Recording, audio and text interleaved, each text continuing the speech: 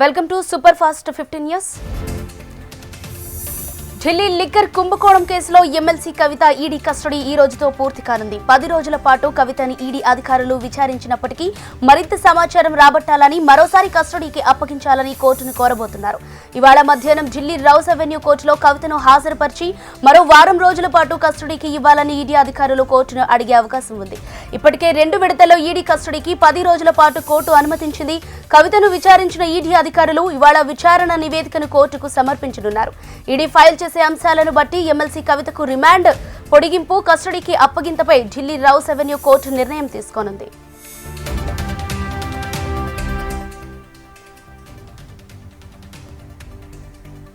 లోక్సభ అభ్యర్థులను దశల వారీగా గుర్తించి ఖరారు చేయడంలో బీఆర్ఎస్ సఫలీకృతమైంది.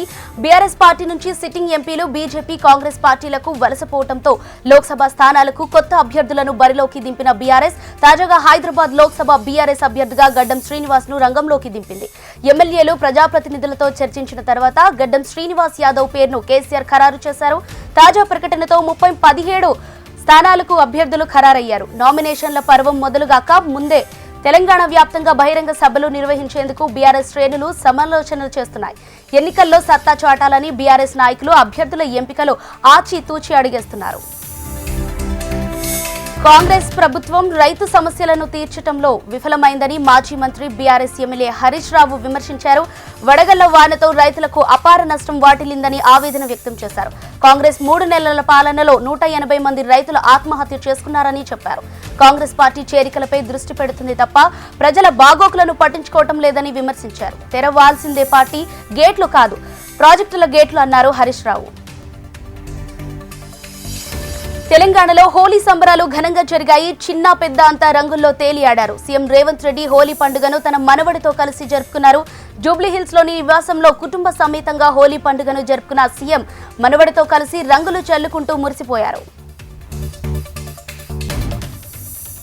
ప్రకృతి పండుగ హోలీ అందరి జీవితాల్లో సంతోషాన్ని తీసుకురావాలని ఎంపీ బండి సంజయ్ ఆకాంక్షించారు. కరీంనగర్లో హోలీ సంబరాల్లో ఆయన పాల్గొన్నారు. ప్రజలు ఈ వేడుకల్లో ఉత్సాహంగా పాల్గొన్నారు. ప్రజలందరికీ హోలీ పండుగ శుభాకాంక్షలు తెలిపారు. కార్యకర్తలతో కలిసి రంగులు పూసుకొని సంబరాల్లో పాల్గొన్న ఆయన కార్యకర్తలకు రంగులు పూసి సరదాగా గడిపారు. ప్రతి సంవత్సరం మాదిరిగా ఈ ఏడాది హోలీ వేడుకలు ప్రజలు, పార్టీ కార్యకర్తల మధ్య జరుపుకోవటం సంతోషంగా ఉందన్నారు బండి సంజయ్. ఇండియా కూటమి సహకారంతో రాహుల్ గాంధీ ప్రధాని కావటం ఖాయమని మంత్రి ఉత్తమ్ కుమార్ రెడ్డి అన్నారు. వచ్చే ఎన్నికల్లో బీజేపీ ఎన్డీఏ కూటమి చిత్తుగా ఓడిపోతుందన్నారు. తెలంగాణలో కాంగ్రెస్ పార్టీ 14 పార్లమెంటు స్థానాలు కైవసం చేసుకుంటుందని తెలిపారు. సూర్యాపేట జిల్లా మఠంపల్లి మండలం మట్టపల్లి లక్ష్మీ నరసింహస్వామిని ఉత్తమ్ కుమార్ రెడ్డి దర్శించుకున్నారు.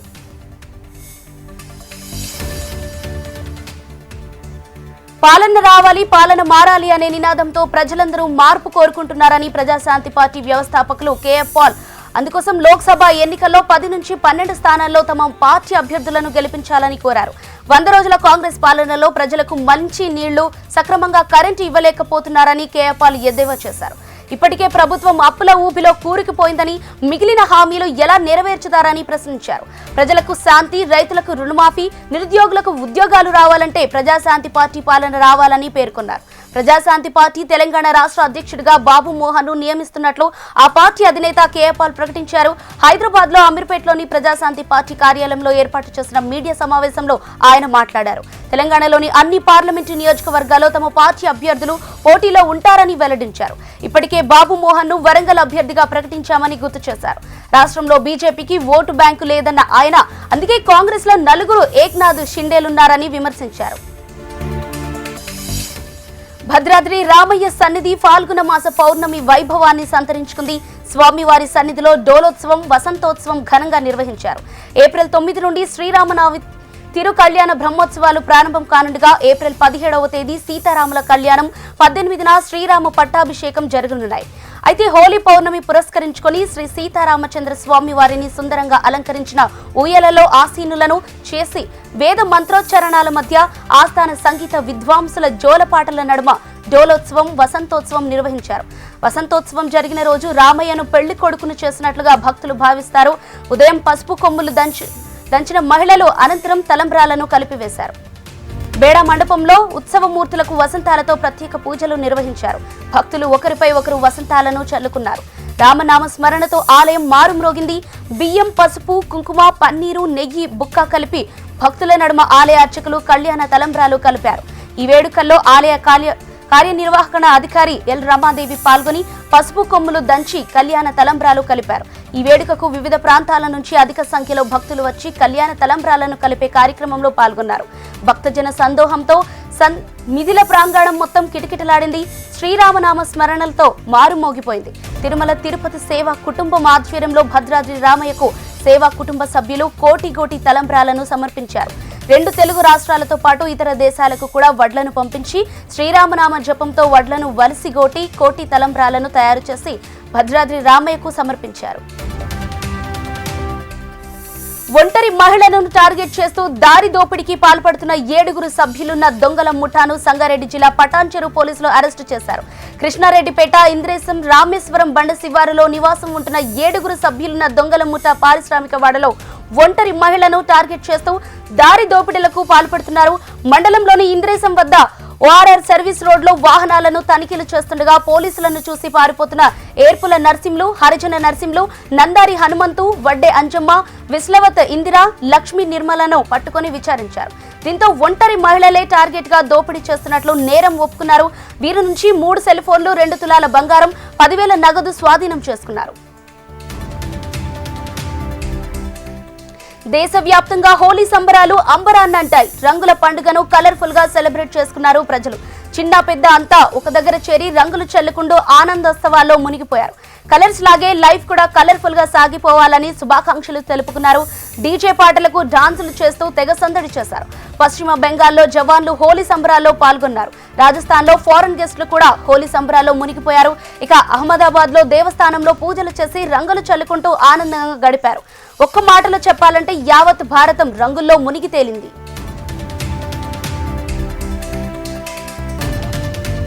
సికింద్రాబాద్ క్లాసిక్ గార్డెన్ లో హోలీ వేడుకలు ఘనంగా నిర్వహించారు. చిన్న పెద్ద తేడా లేకుండా అందరూ రంగులు చల్లుకుంటూ ఆనందోత్సవాలతో హోలీ వేడుకలను జరుపుకున్నారు. యువకులు, యువతులు పెద్ద ఎత్తున ఈ హోలీ వేడుకలలో పాల్గొని తమదైన శైలిలో డీజే పాటలకు చిందులేస్తూ అలరించారు. వందలాది మంది మధ్య హోలీ వేడుకలు జరపటం మన సంస్కృతి సాంప్రదాయాలను విరజిల్లేలా హోలీ వేడుకలు జరపటం సంతోషంగా ఉందని నిర్వాహకురాలు కవితా జైన్ అన్నారు. ప్రతి ఏటా ఈ హోలీ వేడుకలను ఘనంగా నిర్వహిస్తామని 5 సంవత్సరాలుగా హోలీ ఈవెంట్ నిర్వహిస్తున్నట్లు నిర్వాహకులు తెలిపారు. వివిధ పనుల నిమిత్తం ఇళ్ల నుంచి బయటకు వచ్చే నగర మహిళలు అత్యవసర పరిస్థితుల్లో టాయిలెట్స్ వెళ్లేందుకు తీవ్ర ఇబ్బందులు ఎదుర్కొంటున్నారు. మహిళల ఇబ్బందుల పరిష్కారానికి ప్రభుత్వం జీహెచ్ఎంసీ ఆధ్వర్యంలో షీ టాయిలెట్ల ఏర్పాట్లు చేస్తుంది. అయితే వాటి నిర్వహణనే ఇప్పుడు ఆగమ్య గోచారంగా మారింది. ఇదే మహిళల పాలిట శాపంలా తయారవుతోంది. మరోవైపు ఉన్న వాటిని వాడుకోవడానికి ముందుకు వచ్చే మహిళలకు అసౌకర్యం వెక్కిరిస్తోంది. షీ టాయిలెట్స్ కు ఆనుకొని పాన్ డబ్బాలు, చిల్లర దుకాణాలు ఏర్పాటు చేసుకుని పురుషులే నిర్వహిస్తుండటంతో మహిళలు ఆ పక్కకు వెళ్లడానికి కూడా అసౌకర్యంగా భావిస్తున్నారు.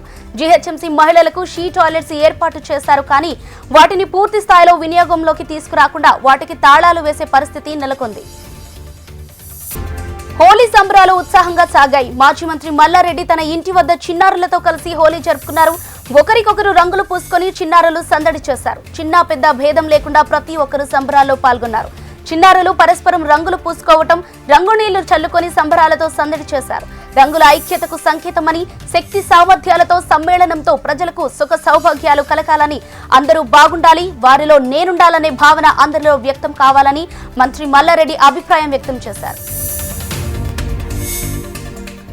నవనరసింహ క్షేత్రాలలో ఒకటైన జగిత్యాల జిల్లా ధర్మపురి శ్రీ లక్ష్మీ నరసింహ స్వామి వార్ల వార్షిక బ్రహ్మోత్సవాలు ఘనంగా కొనసాగుతున్నాయి. బ్రహ్మ పుష్కరిణి కోనేరులో శ్రీ ఉగ్ర లక్ష్మీ నరసింహస్వామి తేపోత్సవం, డోలోత్సవం కన్నుల పండుగగా జరిగింది. ఈ తేపోత్సవంలో బీఆర్ఎస్ పెద్దపల్లి ఎంపీ అభ్యర్థి కొప్పుల ఈశ్వర్ పాల్గొన్నారు. పెద్ద ఎత్తున భక్తులు పాల్గొని స్వామివార్లను దర్శించుకున్నారు. గోవిందనామ స్మరణ, మంగళ వాయిద్యాలు, అన్నమయ కీర్తనల నడుమ ఫాల్గుణ పున్నమి వెన్నెల్లో గరుత్మనుతంపై అధిష్ఠించిన వెంకటేశ్వర స్వామివారు భక్తులకు దర్శనమిచ్చారు. పున్నమి రోజున స్వామివారు లోక సంచారం చేశారు. ప్రతి నెల పౌర్ణమి నాడు మలయప్ప స్వామివారి గరుడోత్సవాన్ని నిర్వహించడం ఆనవాయితీగా వస్తోంది. సర్వలాంకరణ శోభితుడైన శ్రీ మలయప్ప స్వామివారు గరుత్మంతునిపై ఆసీనులై భక్తులను పులకింపజేశారు. లోక సంచార సంకేతంగా ఆలయ 4 మాడ వీధుల్లో వ్యవహరిస్తూ భక్తులను కటాక్షించారు. తిరుమాడ వీధిలో విహరిస్తున్న మలయప్ప స్వామి వారికి భక్తులు కర్పూర నీరాజనాలు అర్పించి ఆపద మొక్కులు చెల్లించుకున్నారు. గోవింద నామస్మరణతో సప్తగిరిలు మారుమ్రోగాయి. గరుడోత్సవం ఆద్యాంతం భక్త జనరంజకంగా సాగింది. రాష్ట్రంలో పేద ప్రజలకు సంక్షేమ పథకాలు అందాలంటే ఒక్క జగన్మోహన్ రెడ్డితోనే సాధ్యమవుతుందని ఎర్రగొండపాలెం వైఎస్ఆర్సీపీ అసెంబ్లీ అభ్యర్థి తాడిపత్రి చంద్రశేఖర్ అన్నారు. ప్రకాశం జిల్లా ఎర్రగొండపాలెం నియోజకవర్గంలోని పెద్దారువీడు మండలం తోకపల్లి గ్రామంలో ఆయన ప్రచారం నిర్వహించారు. తోకపల్లి గ్రామంలో వైఎస్ఆర్సీపీ నాయకులు, కార్యకర్తలు పెద్ద సంఖ్యలో ప్రచారంలో పాల్గొన్నారు. రానున్న ఎన్నికల్లో వైఎస్ఆర్సీపీని అత్యధిక మెజారిటీతో గెలిపించి ఈ రాష్ట్రానికి మళ్లీ వైఎస్ జగన్ ను ముఖ్యమంత్రిగా గెలిపించాలన్నారు. ఒకటే లక్ష్యం, అదే గమ్యం. ఆంధ్రప్రదేశ్ ఎన్నికల్లో జనసేన, తెలుగుదేశం పార్టీ, భారతీయ జనతా పార్టీ కూటమి అభ్యర్థుల విజయమే లక్ష్యంగా జనసేనాని పవన్ కళ్యాణ్ విజయ సంకల్ప శంఖారావం పూరించబోతున్నారు. వారాహితో రాష్ట్ర వ్యాప్తంగా కీలకమైన నియోజకవర్గాల్లో పర్యటించబోతున్నారు.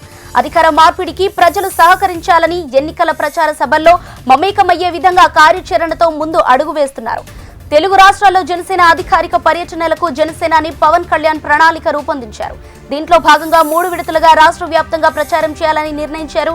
ప్రతి విడతలో జనసేన పోటీ చేసే నియోజకవర్గాలకు వెళ్లేలా షెడ్యూల్ రూపొందించారు. తొలి రోజు శక్తిపీఠమైన శ్రీ పురుహూతిక అమ్మవారి దర్శనం చేసుకోనున్న పవన్ అక్కడ వారాహి వాహనానికి పూజలు చేసిన అనంతరం దత్తపీఠాన్ని దర్శించుకుంటారు. 3 రోజుల పాటు పిఠాపురం నియోజకవర్గంలోనే పవన్ బస చేయనున్నారు. ఈ 3 రోజులు పార్టీ నాయకులతో సమావేశాలు, ప్రజలను కలవరనున్నారు పవన్ కళ్యాణ్. ఏపీలో ఎన్డీఏ కూటమి అధికారంలోకి వస్తే మద్యం ధరలు తగ్గిస్తామన్నారు టీడీపీ అధినేత చంద్రబాబు. కుప్పంలో డ్వాక్రా మహిళలతో సమావేశమైన చంద్రబాబు రాష్ట్రంలో మద్యం అమ్మకాలపై విమర్శలు చేశారు. నాసిరకం మద్యంతో జగన్ ఆడపడుచుల మంగళసూత్రాలు తెంచుతున్నారని, అధికారంలోకి రాగానే నాణ్యమైన మద్యం అందుబాటులోకి తీసుకొస్తామని హామీ ఇచ్చారు. ప్రకాశం జిల్లా త్రిపురాంతకం మండలంలో నిరాజుపాలెంలో రైస్ మిల్లులో విజిలెన్స్ అధికారులు అర్ధరాత్రి దాడులు నిర్వహించారు. రేషన్ బియ్యాన్ని రీసైక్లింగ్ చేస్తూ అమ్మకాలు చేస్తున్నారన్న సమాచారంతో అర్ధరాత్రి దాడులు నిర్వహించారు.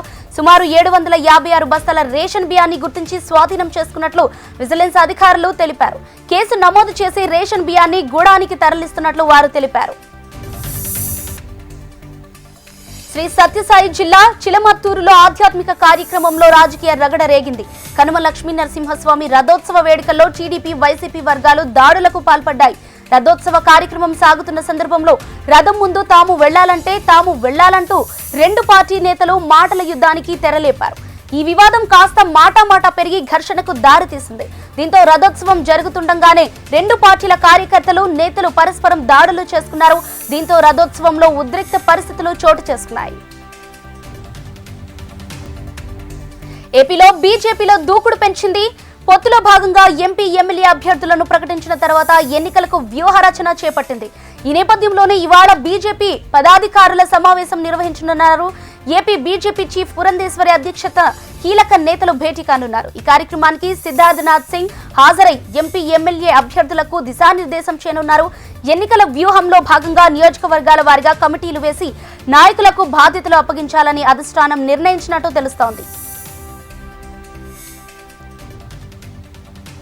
పల్నాడు జిల్లా సత్తెనపల్లిలో మంత్రి అంబటి రాంబాబు హోలీ పండుగను ఘనంగా జరుపుకున్నారు. స్థానికులు, బంజారా మహిళలతో కలిసి స్టెప్పులేశారు.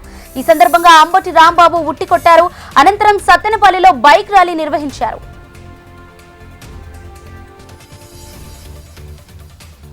విశాఖ డ్రగ్స్ కేసులో సిబిఐ దూకుడు పెంచింది. గత 3 రోజులుగా విశాఖ పోర్టులో సంధ్య ఆక్వా ఎక్స్పోర్ట్స్ యాజమాన్యాన్ని సిబిఐ అధికారులు విచారించారు.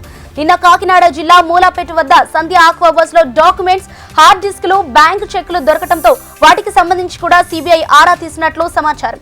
ఈ నేపథ్యంలోనే సిబిఐ ఎదుట మరోసారి సంధ్య ఆక్వా యాజమాన్యం హాజరైంది. మరోవైపు మరో 2 రోజుల్లో నార్కోటిక్ టెస్ట్ రిపోర్ట్స్ రానున్నాయి. ఆ రిపోర్ట్స్ ఆధారంగా సిబిఐ నెక్స్ట్ స్టెప్ తీసుకునే అవకాశం ఉంది. వైజాగ్ ఎంపీ టికెట్ దక్కకపోవడంపై రాజ్యసభ ఎంపీ జీవీఎల్ నరసింహారావు స్పందించారు. తనకు టికెట్ రాకపోవడం బాధాకరమైన విశాఖ అభివృద్ధి, భారతీయ జనతా పార్టీ కోసం నిబద్ధతతో పనిచేస్తానన్నారు. 3 ఏళ్లుగా విశాఖ డెవలప్మెంట్ కోసం పనిచేశానని, అది ప్రజల కోసమే కానీ టికెట్ కోసం కాదని తెలిపారు. జీవీఎల్ ఫర్ వైజాగ్ అనేది ఒక నిరంతర ప్రక్రియగా కొనసాగుతుందని స్పష్టం చేశారు. తనను ఓడించాలని టీడీపీ నేతలు అంటున్నారనే ప్రచారం వైసీపీ సృష్టించేదే అన్నారు శ్రీకాకుళం ఎంపీ రామ్మోహన్ నాయుడు. టీడీపీ నేతలెవరూ అలా అనుకోవటం లేదని, చంద్రబాబును సీఎంగా చూడాలని కోరుకుంటున్నారని స్పష్టం చేశారు. కూటమి పార్టీల సమన్వయ సమావేశంలో పాల్గొన్న రామ్మోహన్ నాయుడు చంద్రబాబును సీఎం చేయటమే తమ ఎజెండా అని తెలిపారు. తిరుపతి అసెంబ్లీ స్థానంపై పార్టీ మరోసారి ఆలోచించాలని టీడీపీ మాజీ ఎమ్మెల్యే సుగుణమ్మ కన్నీటి పర్యంతమయ్యారు. తమ కుటుంబానికి టికెట్ ఎందుకు నిరాకరించారో చెప్పాలన్నారు. తాను చేసిన తప్పేంటో నాయకులు చెప్పాలని డిమాండ్ చేశారు. ఆధ్యాత్మిక నగరమైన తిరుపతిని కాపాడుకోవాల్సిన అవసరం ఉందన్నారు. శ్రీకాళహస్తి టీడీపీ ఎమ్మెల్యే అభ్యర్థి బొజ్జల సుధీర్ రెడ్డిపై మంత్రి కారుమూరి నాగేశ్వరరావు మండిపడ్డారు. అవ్వా తాతలు గడప దాటకుండా 1వ తారీఖున టంచ్గా పెన్షనిస్తున్న వాలంటీర్లపై బొజ్జల సుధీర్ రెడ్డి విషం కక్కుతున్నారన్నారు. దేశంలోనే ఆదర్శంగా నిలిచిన వాలంటీర్ వ్యవస్థను స్లీపర్ సెల్స్ తో పోల్చిన బొజ్జల సుధీర్ రెడ్డి అసలు మనిషేనా అని ప్రశ్నించారు. వాలంటీర్లను తమ సొంతం బిడ్డలా ప్రజలు ఆదరిస్తున్నారన్నారు. అలాంటి వారిని టెర్రరిస్టులు, ఉగ్రవాదులతో పోల్చిన బొజ్జలపై ఎలక్షన్ కమిషన్ యాక్షన్ తీసుకోవాలన్నారు మంత్రి కారుమూరి. చంద్రబాబు, పవన్ కళ్యాణ్లు వాలంటీర్లపై విషం కక్కి అబాసులు పాలయ్యారని, వాలంటీర్ల వ్యవస్థపై పడి ఏడుస్తున్న వీరందరికీ ప్రజలు త్వరలో బుద్ధి చెబుతారన్నారు. పల్నాడు జిల్లా కారంపూడిలో సీఐ చిన్న మల్లయ్య హల్చల్ చేశారు. సమయం ముగిసిందని, దుకాణాలు మూసివేయాలని సీఐ హుంక్ జారీ చేశారు. అక్కడే టీ తాగుతున్న కారంపూడి టీడీపీ నేతలను బెదిరించారు సీఐ. కారంపూడి మండల టీడీపీ వైజాగ్ లో కంటైనర్ లో పట్టుబడిన డ్రగ్స్ రవాణాలో వైసీపీ నాయకుల హస్తం ఉందని, కానీ టీడీపై నిందలు వేస్తున్నారని బొబ్బిలి టీడీపీ ఇన్ఛార్జ్ బేబీ నాయన ఆరోపించారు. ఆయన మీడియాతో మాట్లాడారు. ప్రజలందరూ వైసీపీ ఆడుతున్న నాటకాలు చూస్తున్నారని, వైసీపీ ప్రభుత్వం ఆంధ్ర రాష్ట్రాన్ని డ్రగ్స్ కు నిలయంగా మార్చిందని దుయ్యబట్టారు. 5 సంవత్సరాలు ప్రజల జీవితాలలో చెలగాటం ఆడుతున్న వైసీపీకి రానున్న ఎన్నికల్లో ప్రజలు బుద్ధి చెబుతారని బేబీ నాయన అన్నారు.